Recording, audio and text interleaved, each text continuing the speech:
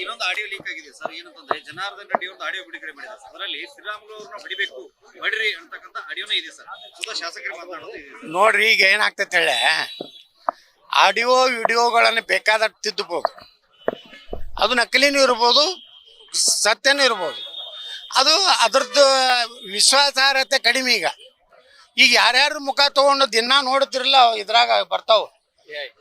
ಏನ್ರ ಲಾಲೂ ಪ್ರಸಾದ್ ಯಾದವ್, ಮೋದಿಯವರು, ನಮ್ಮ ನಿತೀಶ್ ಕುಮಾರು, ಅಲ್ಲಿಂದ ಇನ್ನೊಬ್ರು ಯಾರು ಯೋಗಿ ಆದಿತ್ಯನಾಥ್ರು, ಎಲ್ಲಾರ್ದು ಬರ್ತಾವ.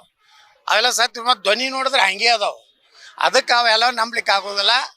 ವಿಡಿಯೋ, ಆಡಿಯೋ, ಸಿ ಡಿ ಫ್ಯಾಕ್ಟ್ರಿಗಳು ಯಾಡದು ಅಂತ ಹೇಳಿನಿ. ಅವು ಮೇಲೆ ತಯಾರು ಮಾಡ್ತಿರ್ತಾವ.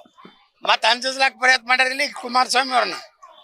ನಿಂದು ಸಿ ಡಿ ಇದೆ, ವಿಡಿಯೋ ಇದೆ, ಇಂಥ ಹಲ್ಕ ಕೆಲಸ ಬಿಟ್ಟು ರಾಜಕಾರಣ ಎದ್ರ ಮ್ಯಾಗ ನಡಿಬೇಕಂದ್ರೆ ಅಭಿವೃದ್ಧಿ ಮ್ಯಾಗ. ಭ್ರಷ್ಟಾಚಾರ ಮಾಡಿದ್ರ ಮ್ಯಾಗ ನಡಿಬೇಕು. ಅವ್ರ ಜೋಡೆ ಮಕ್ಕೊಂಡಿದ್ದು, ಇವ್ರ ಜೋಡೆ ಮಕ್ಕೊಂಡಿದ್ದು. ನೀವೇನು ಎಲ್ಲರೂ ಮಕ್ಕೋತಿರಲ್ಲ, ನೀವು ಏನು ಸಾಚಾದಿರ? ಈ ಸಿ ಡಿ ಇಟ್ಕೊಂಡವ್ರು ದಿನ ಮಕ್ಕೋತಾರ.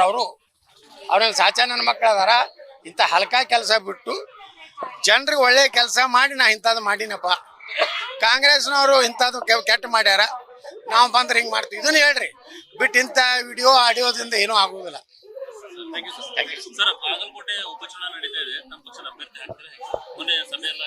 ಇಲ್ಲ, ನಾನು ಏನೂ ವಿಚಾರ ಮಾಡಿಲ್ಲ. ಇನ್ನೂ ನಮ್ಮದು ಭಾಳಷ್ಟು ಚರ್ಚೆಗಳು ನಡೆದವು. ಕೇಂದ್ರ ಹೈಕಮಾಂಡ್ದವ್ರು ನೇರವಾಗಿ ನಮ್ಮ ಸಂಪರ್ಕನಾಗ ಅದಾರ. ನಾವು ಇನ್ನೂ ಚರ್ಚೆ ಮಾಡ್ತಾ ಇದ್ದೀವಿ. ಸೂಕ್ತ ಕಾಲದಲ್ಲಿ ನಿರ್ಣಯ ತಗೋತೀವಿ. ಈಗಂತೂ ಯಾವುದೇ ರೀತಿ BJPಗೆ ಮುಜುಗರ ಆಗುವಂಥ ಯಾವುದೇ ನಿರ್ಣಯ ನಾವು ಮಾಡೋದಿಲ್ಲ.